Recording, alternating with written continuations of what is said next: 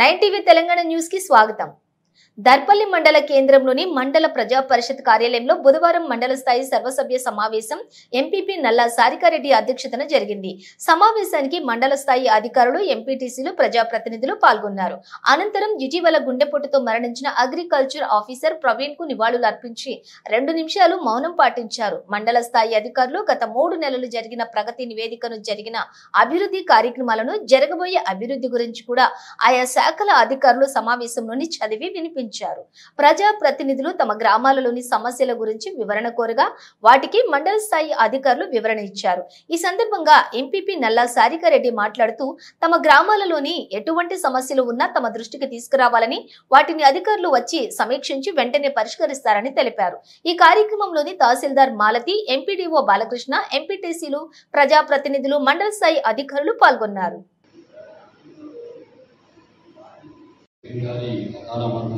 చాలా బాగా చేసింది. ఆయన ప్రెస్ వాళ్ళతో కూడా చాలా రిలేషన్ మెయింటైన్ చేసేవాడు.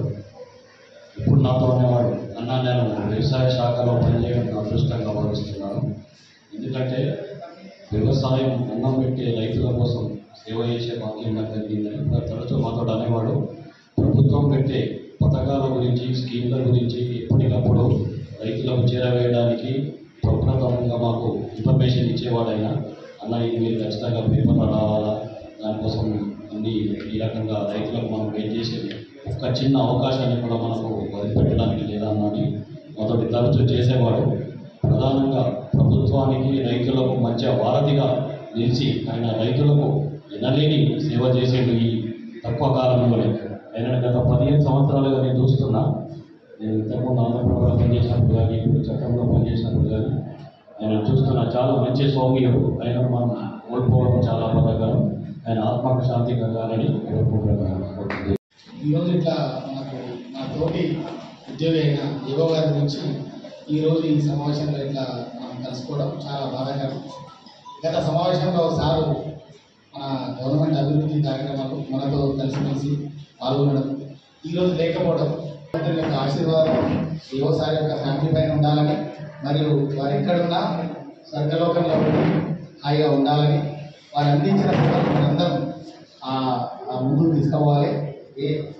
మనకు తెలుసు ఈ వ్యవసాయంలో ఏ మార్పులు వచ్చినా వ్యవసాయ రంగం కలిసి ఉంటూ మన అగ్రికల్చర్ ఆఫీసర్ ఏఈఓలతోని అన్నదమ్ములు లేక, అంటే ఒక ఆఫీసరు వాళ్ళు నాకు ఇది పనిచేసే సవాళ్ళనే కాకుండా ఒక బ్రదర్ సిస్టర్ అనే బ్రదర్స్ లెక్క చాలా మెరుగు. మనకు ఒక యూత్ కొత్తగా వచ్చిన ఏఈఓలకు, కొత్తగా వచ్చిన ఏఓతో, మన విలేకరు మిత్రులకు కానీ, మన లీడర్స్ కానీ, ఆఫీసర్తో చాలా మన ఫ్రెండ్లీగా ఉంటుండే. మీకు తెలుసు ఇక్కడ ఎప్పుడైనా సరే కలిసే వ్యక్తి వ్యవసాయం. మన పామాయిల్ గురించి గత 6 months బ్యాక్ పామాయిల్ గురించి ప్రభుత్వ స్కీమ్ వచ్చినప్పుడు మేము మండలం మొత్తం కలిసి తిరిగినప్పుడు మాతో చాలా షేర్ చేసుకుంటుంటే, పామాయిల్ మొక్కలు 4-5 సంవత్సరాలకు వస్తే మన మండలంలో ఉన్న రైతులకు, అంటే 20 సంవత్సరాల వరకు వాళ్ళ ఆర్థికంగా ఎదుగుదలనే ఉద్దేశం చాలా నన్ను పంచుకున్నాడు. రైతులతో ముఖాముఖి సమావేశాలు ఏర్పడేస్తుంటే రైతు వేదికలకు వస్తే సొంతంగా సార్ ఇంట్లోకి వచ్చినట్టు వాళ్ళందరికీ ఆహ్వానిస్తుంది. అట్లాంటి వ్యక్తిని మనం కోల్పోవడం చాలా దురదృష్టము. ఆ శాఖ కూడా తీరని లోటు. సార్ ఎక్కడున్నా సుఖ సంఘంతో ఆత్మశాంతి చేకూర్చాలని మనస్ఫూర్తిగా కోరుకుంటారు. అధికారులు, ప్రజాప్రతినిధులు, మీడియా మిత్రులందరికీ నమస్కారం.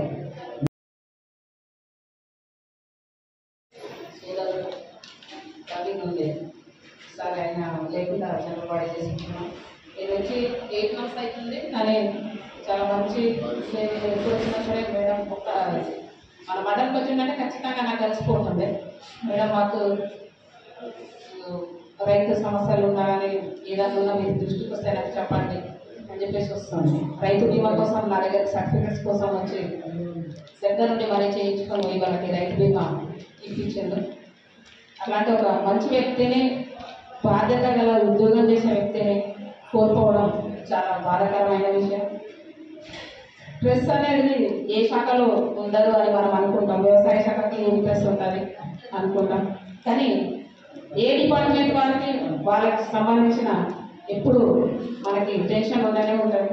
వాటన్నింటినీ కూడా ఒత్తిడికి లోటు కాకుండా ఆలోచించి ఈరోజు కాకపోయినా రేపైనా చేస్తామనే దాంతో పని చేసుకుంటూ పోవాలని ఒత్తిడి పెంచుకొని అనవసరంగా ఆరోగ్యాన్ని పాడు చేసుకొని మన పిల్లలకు మనం దూరం అయితే రేపు వాళ్ళ పరిస్థితి చాలా ఘోరంగా ఉంటుంది. కాబట్టి అందరూ కూడా దయచేసి పని ఎప్పుడు ఉంటుంది, దాన్ని పని అనుకోకుండా భారం అనుకోకుండా హ్యాపీగా చేసుకోవడానికి ప్రయత్నించండి. ఈ మన బాధ్యతలు మనమే చేయాలి. ఈరోజు కాకపోయినా రేపు కాకపోయినా మనమే చేయాలి. కాబట్టి బాధ్యతతో పని చేసుకుంటూ టెన్షన్ పడకుండా హ్యాపీగా చేసుకుంటారని చెప్పేసి మన పిల్లలకి కూడా మనం దూరం కాకుండా ఆలోచించుకుంటారని చెప్పేసి నేను కోరుకుంటున్నా.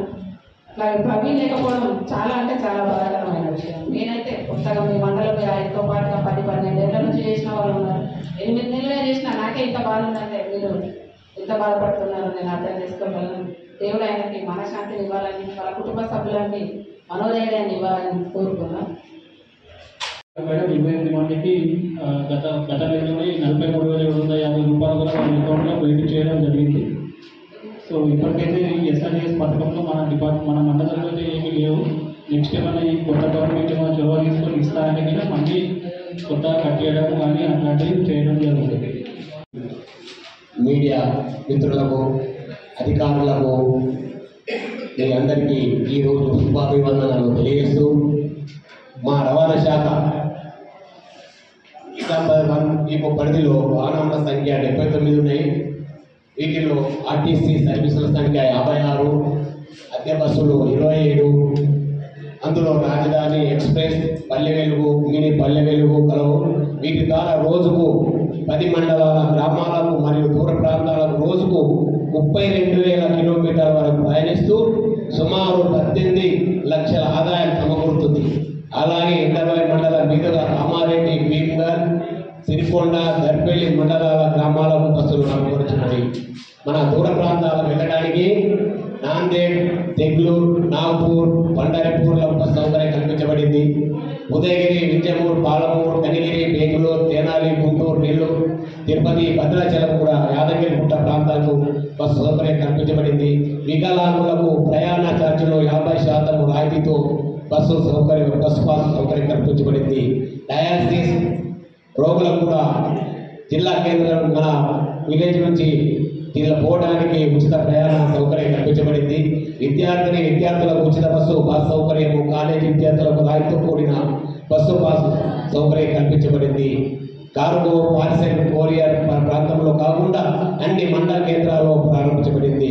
పెళ్లిలకు, శుభకార్యాలకు, విహారయాత్రలకు అద్దె బస్సులను కూడా ఇవ్వడానికి ప్రతిపాదన బుక్ చేసుకోవచ్చును.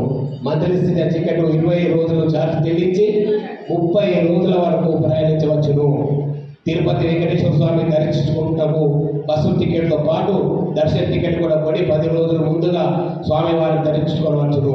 తేదీ 9/12/2023 నుండి మన తెలంగాణ మహిళలకు అందరికీ ఉచిత బస్సు సౌకర్యము ఈ ప్రభుత్వము కల్పించబడిందని తెలియజేస్తూ, ఈ అవకాశం ఇచ్చిన అందరికీ ధన్యవాదాలు తెలియజేస్తూ, మన ప్రవీణ్యానికి జోహార్ చేస్తూ ఇందుతో ముగిస్తున్నా. గ్రామాల ఎంపీటీసీలకు, వివిధ శాఖల అధికారులకి, పాత్రికేయ మిత్రులందరికీ నమస్కారం. నేను పంచాయతీరాజ్ ఏఈ కొత్తగా మండలికి రావడం జరిగింది. నా పేరు కల్పన. ఎంజీఎన్ఆర్హెచ్ఎస్ కింద 13 రోడ్స్ శాంక్షన్ అయింది 60 lakhsకి. ఇవి ఆల్మోస్ట్ కంప్లీట్ అయిపోయినవి. పాత ఈ అట్మోస్ఫియర్ చూస్తున్నారు ఈ వర్క్స్కి. ఇంకా అమ్మ ఆదర్శ పాఠశాల కింద 25 స్కూళ్ళల్లో 1,09,00,000 శాంక్షన్ కావడం జరిగింది. అన్ని స్కూల్స్లలో వర్క్స్ స్టార్ట్ అయ్యాయి. Minor repairs, electrification, toilet repairs, ఇంకా కొత్త ఒక 2 స్కూల్స్లో కొత్త టాయిలెట్స్ ఇచ్చారు. ఈ స్కూల్ స్టార్ట్ అయినాటికి వర్క్స్ అన్నీ అయిపోయేలాగా చూస్తారు. జీపీ బిల్డింగ్స్ 9 ఉన్నాయని చెప్పారు సార్. దాంట్లో 4 స్టార్ట్ అయ్యాక ఆల్మోస్ట్ కంప్లీట్ స్టేజ్లో ఉన్నాయి. నడిమిదండ స్లాబ్ లెవెల్లో ఉన్నాయి, గుడికండ, మర్యాదండ, మధుదండ ఫినిషింగ్ లెవెల్లో ఉన్నాయి. ఒక 3 స్కూల్స్ స్టార్ట్ కాలేదు. ముగించకుండా బేయదండ, ఇంద్రన్న కట్టాల 2 సైడ్ ప్రాబ్లమ్స్ ఉన్నాయి. సంగబడ్డ వాడి ఇవన్నీ స్టార్టర్ వర్క్స్ ఎందుకు స్టార్ట్ కాలేదో చూసి స్టార్ట్ అయ్యేలాగా చేపిస్తాం. ఇంకేమైనా సమస్యలు ఉంటే చెప్పండి.